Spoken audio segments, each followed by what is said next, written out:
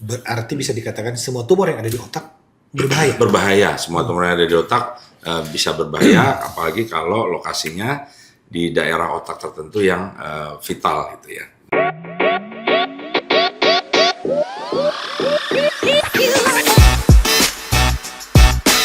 Ya, halo Sobat Sentra. Tumor otak itu seringkali menimbulkan kekhawatiran bagi masyarakat. Namun masih banyak yang belum memahami seperti apa gejala-gejala awalnya. Nah, pada episode podcast kali ini, kita akan berdiskusi bersama dokter spesialis bedah saraf dari Sentra Medical Hospital Cibinong, yaitu Dr.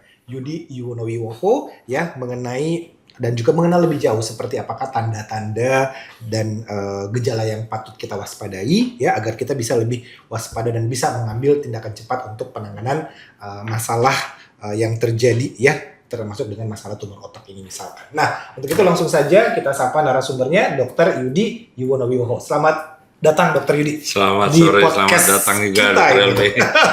Terima kasih Dr. Helmi. Kabarnya sehat ya Dok? Alhamdulillah sehat. Alhamdulillah. Nah Dok, ini topiknya kita adalah tumor otak. Iya Dok. Agak ngeri-ngeri sedap ya, tumor otak. Tapi nggak apa-apa Dok, kita akan cobain lagi ke masyarakat, kepada Sobat Sentra. Dokter bisa jelaskan sebenarnya tumor otak itu apa sih dan apakah semua tumor di otak itu pasti berbahaya? Gitu. Gimana? Oke. Baik, terima kasih Dr. Helmi pertanyaannya dan juga para pemirsa sekalian Sobat Sentra. Jadi tumor itu dalam kedokteran istilahnya itu adalah benjolan. Jadi semua benjolan di dunia kedokteran kita sebutnya tumor. Kemudian tumor itu bisa mengenai di organ mana saja termasuk otak. Nah, jadi otak itu merupakan jaringan yang lunak yang di dalam rongga tertutup yaitu tengkorak. Kalau dia ada pertumbuhan tumor atau benjolan, dia bisa menekan otak dan menyebabkan ancaman. Ancaman bisa mulai dari ancaman ke fungsi saraf otaknya itu sendiri sampai gangguan fungsinya sampai kecacatan atau disabilitas sampai kematian. Bisa mengancam akibat tumor itu ada di otak gitu ya.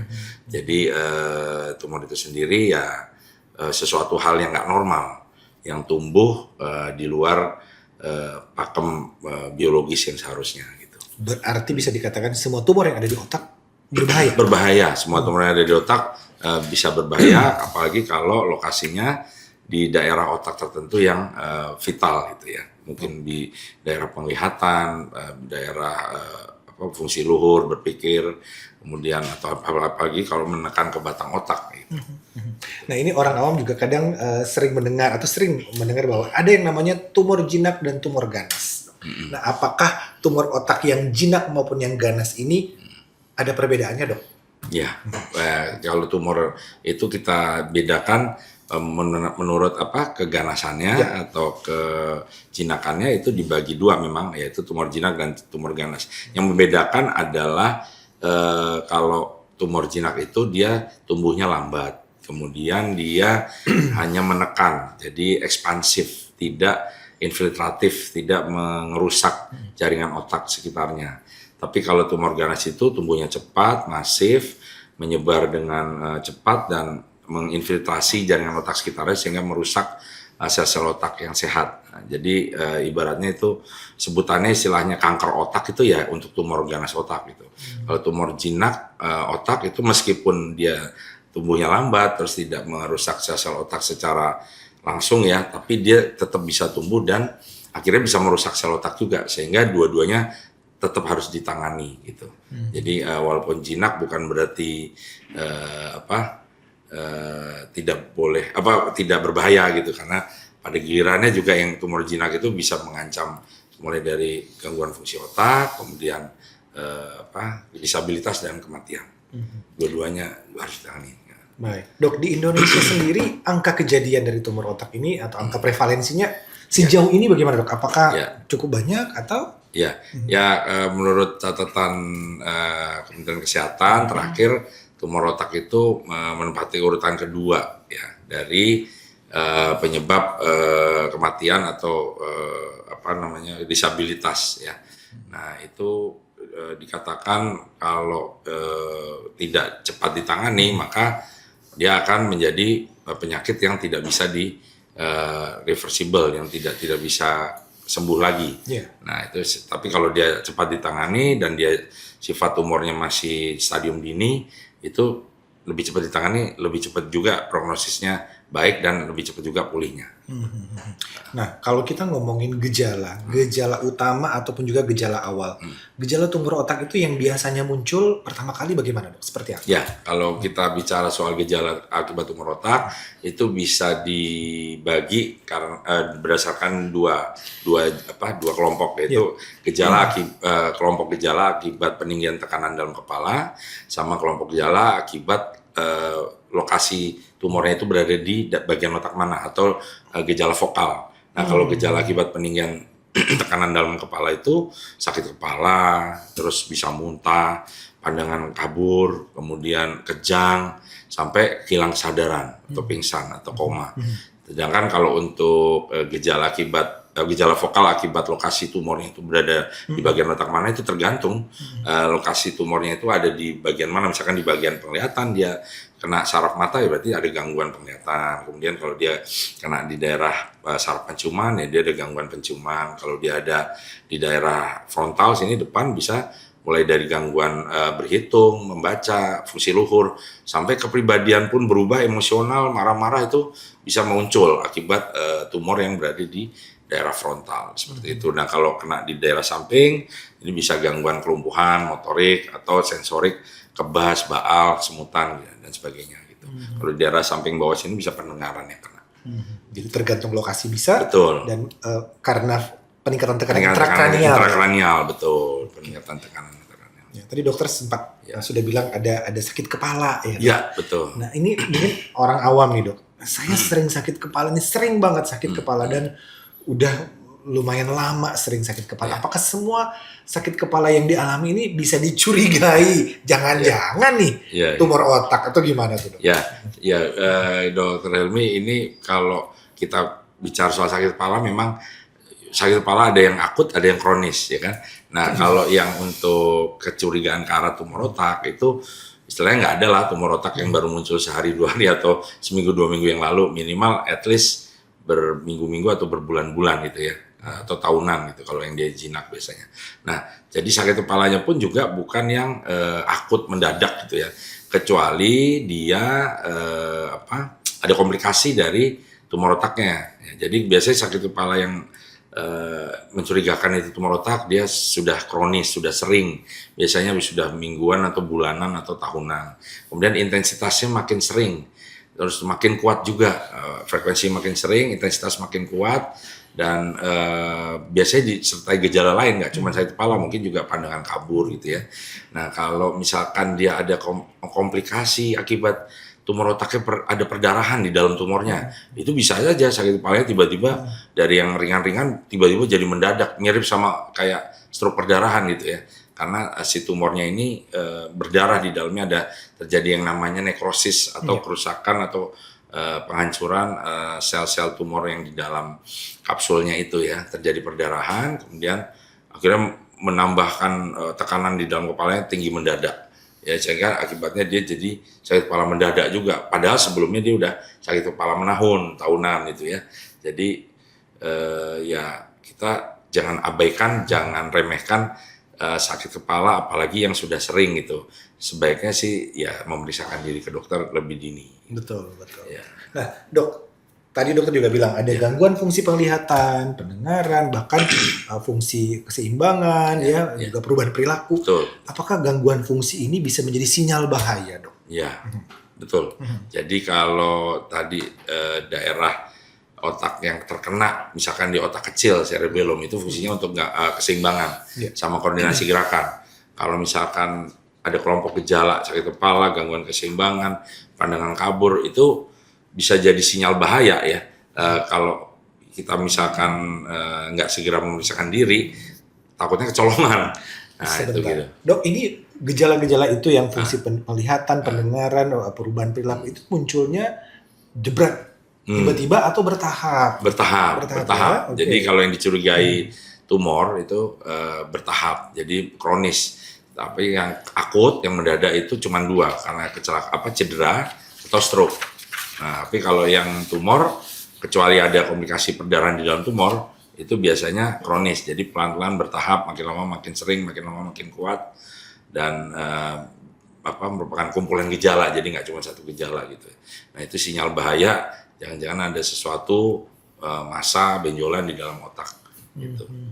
Oke, nih ada lagi dok. Ya, ya, dok. Bagaimana caranya kita bisa membedakan nih dok? Ada gejala tumor otak tadi ya dengan gejala penyakit yang mirip-mirip nih, dok. Misalkan migrain atau stroke ringan. Ya. Gimana tuh dok? Kan mirip-mirip nih di kepala betul, nih ya. Betul, memang saya sering juga dapat kasus pasien awalnya disangka stroke, awalnya disangka migrain biasa, tapi ternyata setelah dicermati, setelah dilakukan pemeriksaan fisik, dilanjutkan pemeriksaan penunjang CT scan atau MRI dengan kontras, ketahuan tuh ada massa, ada tumor gitu di dalam kepalanya yang besar, yang menekan otak. Kadang-kala kalau tumornya itu masih ukuran kecil nggak ngerasain apa-apa pasiennya, dok. Tapi kalau sudah makin besar, nah akhirnya pasiennya kehilangan kompensasi. Si otaknya itu sudah nggak mampu lagi menahan beban tekanan yang dideritanya akibat tumor yang tumbuh makin besar itu, ya akibatnya muncul tuh gejala-gejala yang tadi saya bilang, sakit kepala, muntah, pandangan kabur, mungkin gangguan keseimbangan, kehilangan kesadaran, kejang, itu bisa muncul seolah-olah kayak mendadak, padahal itu adalah akumulasi kumpulan dari beban yang diterima oleh si sel otak udah nggak sanggup lagi ditahan gitu ya.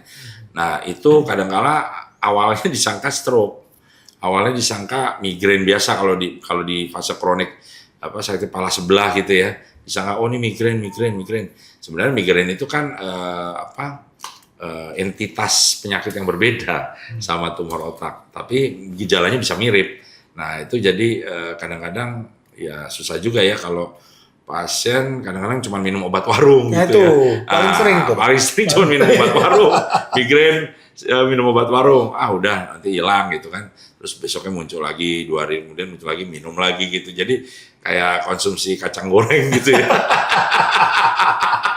Nah itu dia yang tiba-tiba terus nanti pasiennya udah nggak tahan lagi, baru datang ke dokter, diperiksa, tumornya udah segede bola tenis gitu misalkan. Padahal waktu mungkin awalnya kalau misalkan dia aware gitu ya, memeriksakan diri sekian gini, kita screening dengan CT scan aja ya, dengan kontras, mungkin udah ketahuan masih ukuran kecil.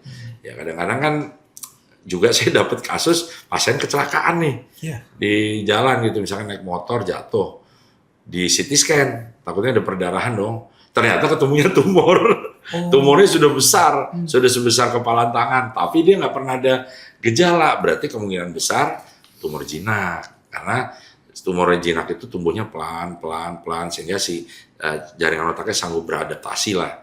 Tapi kalau bukan karena kecelakaan nggak ketahuan. Nah kalau udah ketahuan gitu, terus pasiennya jadi tahu di otaknya, di kepalanya ada tumor. Nah tinggal tindak lanjutnya, kecelakaannya tidak menyebabkan perdarahan, tapi menyebabkan ketahuannya ada tumor. Nah, tinggal kita arahkan untuk penanganan lebih lanjut itu. Nah dok, kalau untuk deteksinya sendiri apakah hanya dengan CT scan atau MRI saja, atau mungkin bagaimana dok supaya orang atau masyarakat ini terhindar dari tumor otak yang seram ini dok? Yang pertama kita harus tahu dulu tumor otak itu kita dapat pasien dapat itu dari mana. Nah sebenarnya tumor otak itu diwariskan gennya dari pendahulunya, misalnya orang tuanya atau kakek neneknya atau cucu cicitnya buyutnya itu ke dia. Nah gennya itu diwariskan, tapi kalau selama hidupnya tidak terpapar hal-hal yang bisa merusak gen supresornya. Gen supresor tuh gen yang menekan, gen itu adalah ini ya, pembawa sifat keturunan dalam tubuh kita kalau yang belum tahu ya pemirsa. Nah jadi kalau gen supresornya itu yang menekan si gen tumornya supaya nggak muncul itu rusak, si gen supresornya ini paling penting fungsinya. Kalau gen supresornya rusak, dia akan kalah. Nah kalahnya dampaknya si gen tumornya muncul fenotipenya, muncul beneran secara klinis tumornya. Tapi kalau gen supresornya ini tidak dirusak oleh hal-hal yang terpapar oleh pasiennya selama hidup, itu gen supresornya tidak akan terkonservasi dan gen tumornya tidak akan muncul ini sebagai penyakit klinis ya. Nah, jadi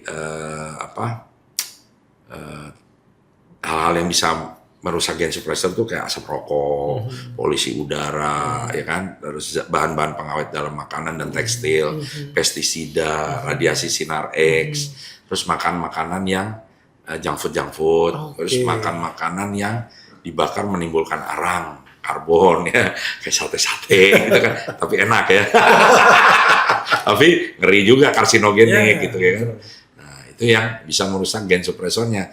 Oh ya, gen supresornya biasanya disebut gen P53 karena dia ada di kromosom P, lengan P, ya, urutan nomor 53. Nah, terus tadi pertanyaannya kan Deteksi ya. Deteksi pertama awareness kita dulu, kesadaran kita bahwa kita ada gejala nggak yang mengarah ke tumor otak. Seperti yang saya bilang tadi, gejala kelompok peninggian tekanan dalam kepala dan gejala kelompok vokal ya, gangguan vokal neurologis dari otak, dari saraf otak. Nah, kalau kita ada sakit kepala sering, makin lama makin kuat, makin lama makin sering, terus disertai muntah, disertai gangguan penglihatan buram, apalagi kalau hilang kesadaran atau kejang, pingsan, aduh, udah deh, itu segera lakukan segera datang ke dokter, pemeriksaan fisik dan nanti dilanjutkan pemeriksaan penunjang. Nah, pemeriksaan penunjangnya biasanya pilihannya untuk screening ya CT scan. CT scan kalau dia punya MRI ya langsung MRI juga nggak apa-apa. Tapi kalau belum ada MRI CT scan dulu. CT scan biasanya awalnya tanpa kontras dulu. Kalau ada mencurigakan gambaran CT scan-nya oleh dokternya dilihat ini kayaknya kemungkinan tumor. Biasanya dilanjutkan CT scan dengan pemberian zat kontras radiologi injeksi supaya memperlihatkan gambarannya lebih jelas. Kalau ternyata dia misalkan tumor otak jinak jenis meningioma, itu kalau dikasih zat kontras itu dari yang tadinya nggak kelihatan jelas langsung warnanya tampilannya di CT scan yang dengan kontras itu jelas sekali. Kelihatan batasnya dari jaringan otak sehat gitu ya. Itu kelihatan. Nah, kalau mau lebih jelas lagi baru dilanjutkan MRI dengan kontras itu. Tapi penapisan pertamanya biasanya sih CT scan dulu. Kayak gitu. Oke. Terakhir dok, kalau misalkan ada sobat sentra pengen konsultasi, pengen ketemu dokter, ngobrol-ngobrol, dokter ada di hari apa, jam berapa? Begitu. Oh ya, terima kasih dokter Emi. Ya, silakan sobat sentra kalau ada yang ingin dikonsultasikan mengenai tumor otak atau bedah saraf, ya saya di Rumah Sakit Sentra Medika Cibinong. Saya praktek di hari Selasa dan Jumat jam 19 sampai 21 malam ya. Bisa ketemu dokter di situ. Bisa. Baik, terima kasih banyak. Sama-sama. Ini obrolan kita yang luar biasa ya mengenai tumor otak. Mudah-mudahan masyarakat sobat sentra yang dengar bisa semakin paham mengenai deteksi ya, terpentingnya pencegahan itu betul. Secara mencegah lebih baik daripada mengobati. Ya. Masih relevan untuk tumor otak apalagi. Baik, sehat selalu Dokter Yudi. Amin. Kita akan ngobrol-ngobrol lagi dok di topik-topik menarik. Siap, terima kasih Dokter Yudi. Baik, demikian obrolan kita bersama Dokter Yudi Yuwono Wiwoho, spesialis bedah syaraf dari Sentra Medika Hospital Cibinong. Kita akan ketemu lagi di topik-topik menarik lainnya. Sampai jumpa dan salam sehat. Salam sehat.